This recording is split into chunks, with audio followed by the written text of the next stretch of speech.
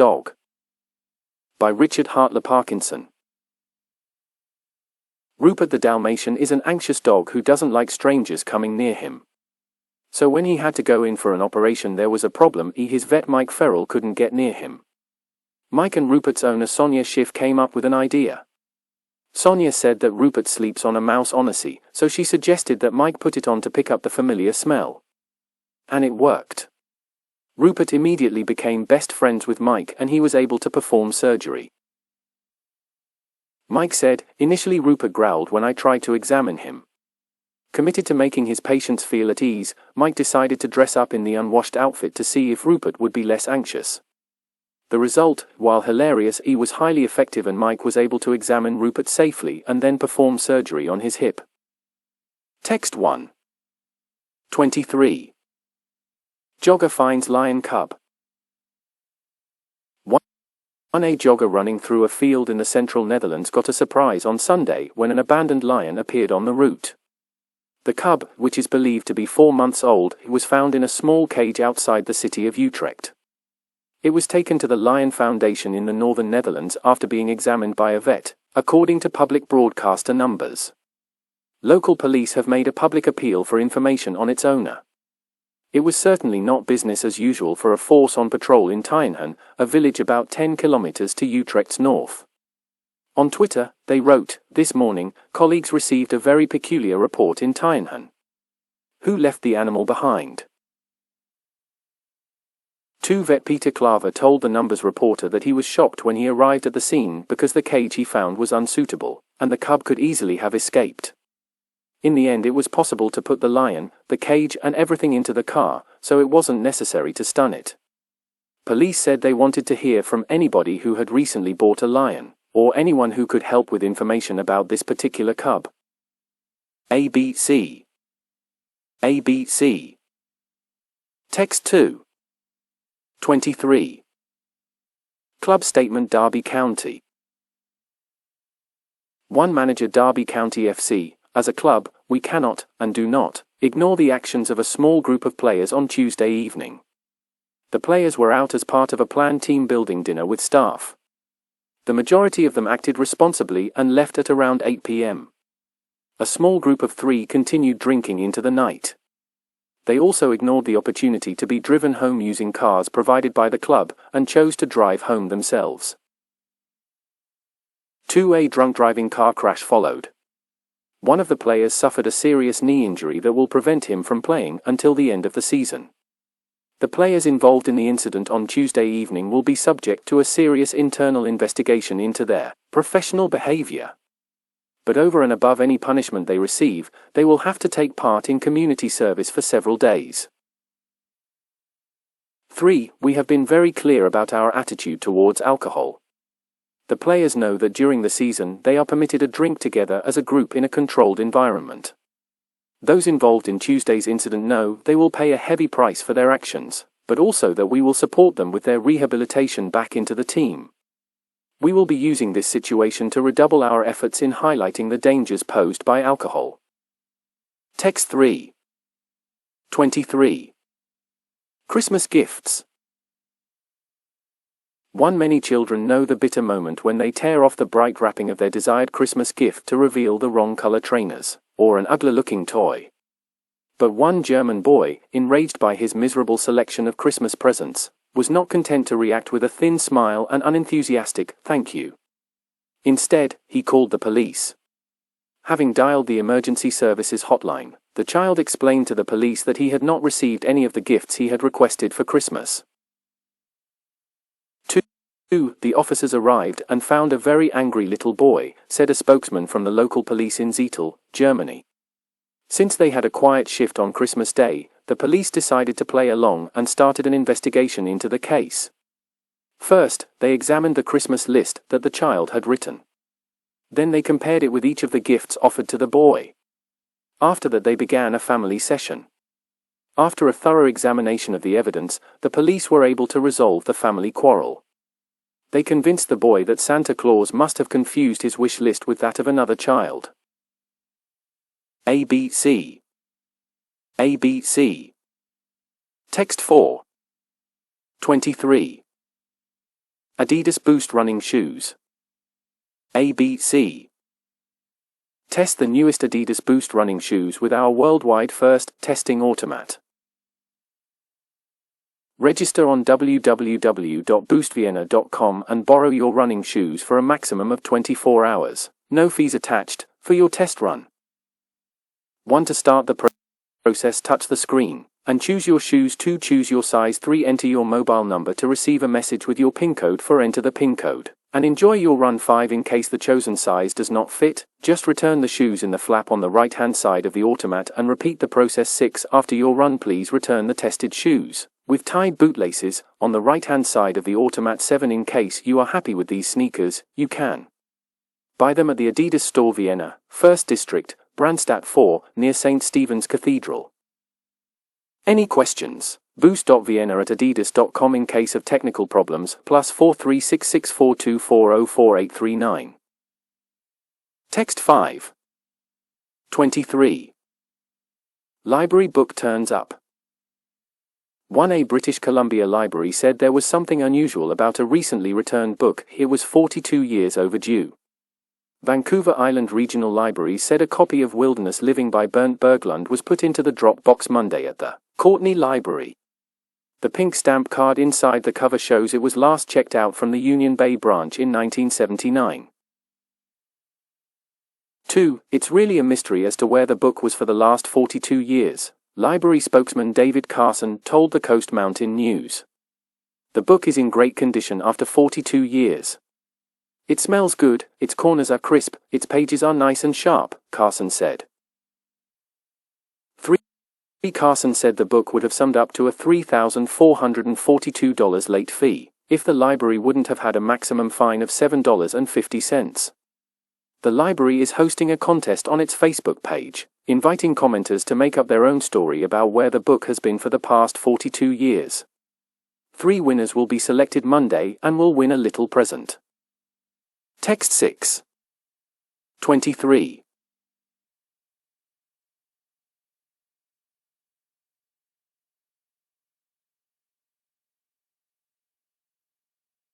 Text 7. Mr. Kaya. 1. This morning I read the best article I have read all year. A bizarre and fascinating story. It is a story about a hotel in the Netherlands that has been receiving identical handwritten letters on a daily basis for over 40 years. All letters are from a mysterious Mr. Kaya. The piles of handwritten letters have the same content and are all addressed to the most artful hotel of the Netherlands, Art Hotel Spander, in the Dutch town of Volendam. The hotel staff has been ignoring the letters from Mr. Kaya for years now. They've got used to them and just throw them away unopened. 2. A journalist from the Dutch newspaper Het Parool heard about the letters and decided to investigate the story. He found out that Mr. Kaya lives in the Japanese countryside and decided to travel to Japan to meet him. The journalist believed that he would finally find some answers. But he got disappointed because Mr. Kaya did not have any answers. Well, he did, but they made no sense at all. There is no real reason why he has been writing the letters all those years. He has never been to the Netherlands and does not know the hotel. Mr. Kaya explained that he was born in the year of the mouse. The Japanese word for mouse is nezumi, and when pronounced in Japanese it kind of sounds like the Netherlands. Also, Mr. Kaya was born on the 22nd. And the 22nd letter of the alphabet is V. He decided to write letters to the hotel in Volendam because it starts with a V. The journalist was left with even more questions than before. 3. Why do I find this story so fascinating?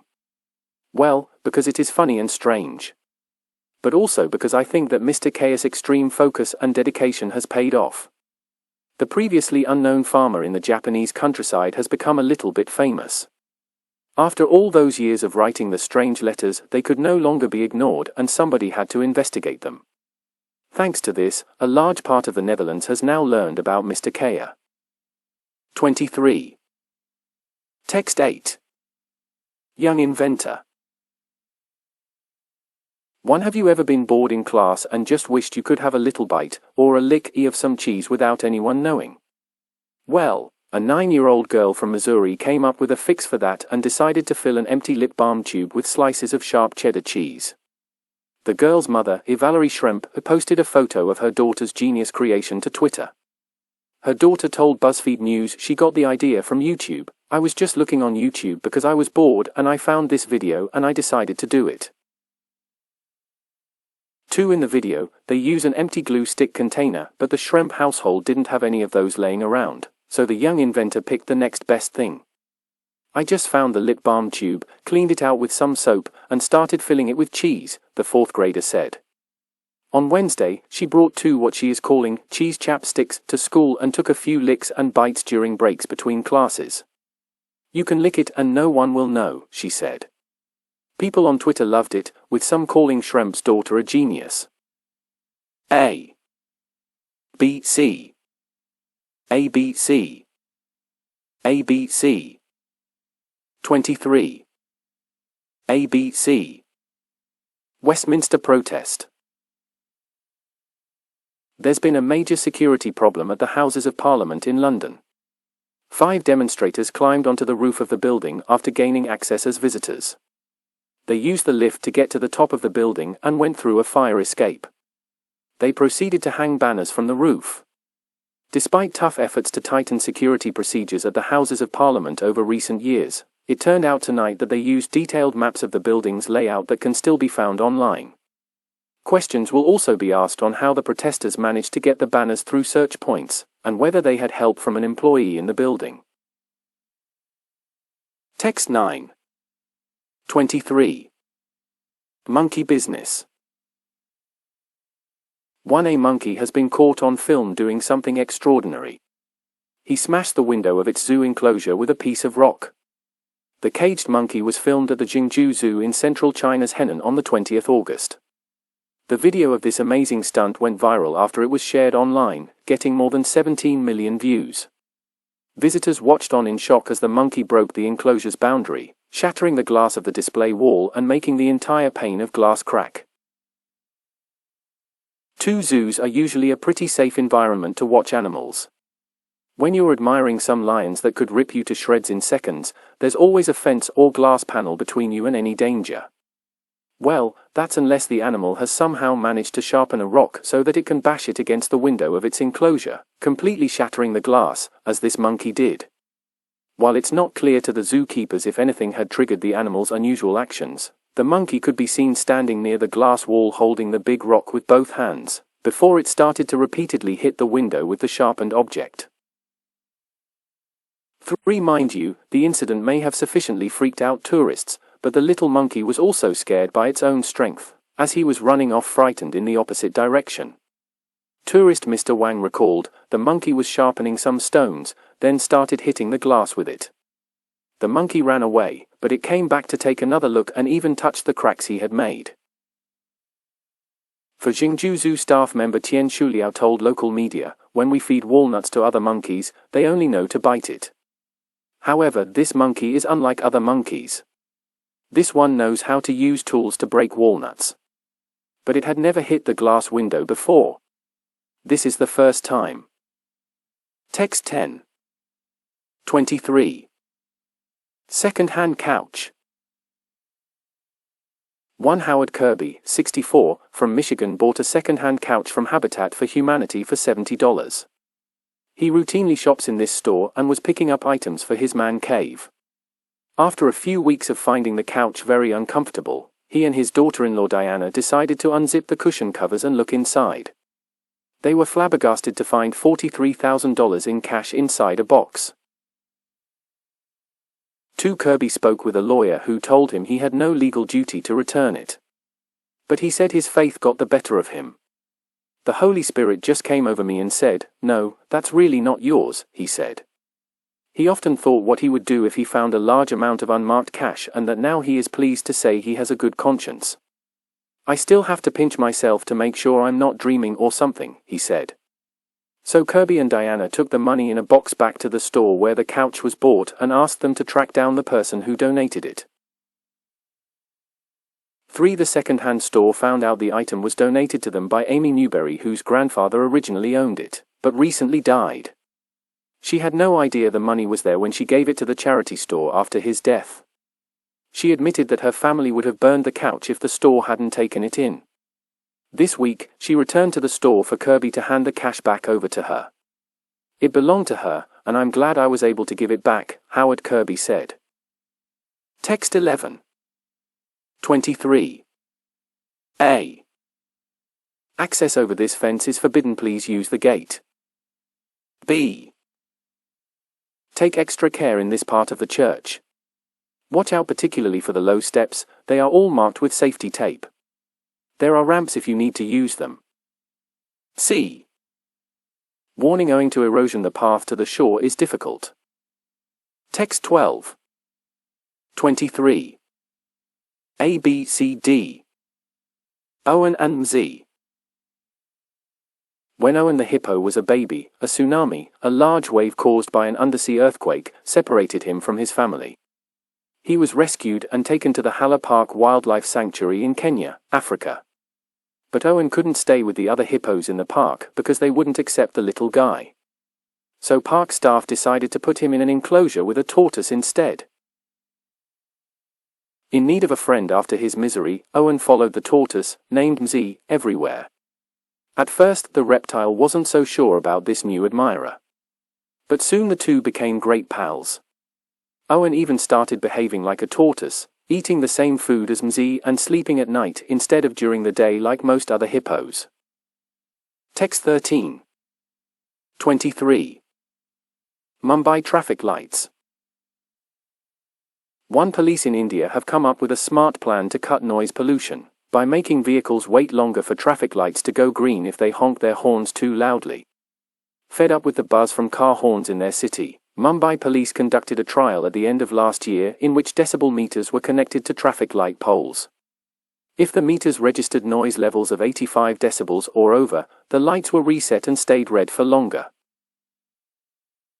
2. As in several other Indian cities, traffic lights in Mumbai display countdown timers.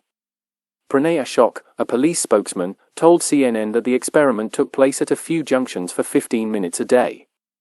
He said a further trial at 10 locations will be carried out next month. The police hope the concept will then be rolled out to the entire traffic management system. 3. Commenting on a video of the initiative that Mumbai police posted on Twitter at the end of January, Ashok said it showed the ill effects of this noise pollution. The video begins with the police describing Mumbai as the honking capital of the world, before stating that they had been eager to do something about the problem. In the clip, police name their creation, the punishing signal, and offer the following warning to motorists: feel free to honk if you don't mind waiting. Text 14. Ticks. Warning. Ticks may be found in this area. To avoid tick bites, wear light-colored clothing and tuck trouser cuffs in socks. Apply insect repellent to clothing below the waist. Examine clothing and skins frequently for ticks. Carefully remove attached ticks. Immediately stay on designated trails. Some ticks can transmit Lyme disease. Text 15. Triathlon. Meet Daniela. The hardest discipline in the triathlon is the first one, swimming. I'm always tense before the starting signal, but also enjoy the excitement I feel. I'll approach every competition with respect, but not with fear. I know what my body is capable of, and I know that giving up is never an option. Sport is rather like life in that way. I focus on finding my rhythm and managing my resources as the situation requires, and when I get that right, it can almost feel like flying. I'm best at doing that when I'm cycling. Climbing up through mountain passes and leaning into corners is what freedom feels like to me. No matter how many times I have won before, crossing any finish line always brings a new sensation. Of course I want to win, but I'm also driven by a need to push my limits, make progress and reach for maximum performance. Text 16.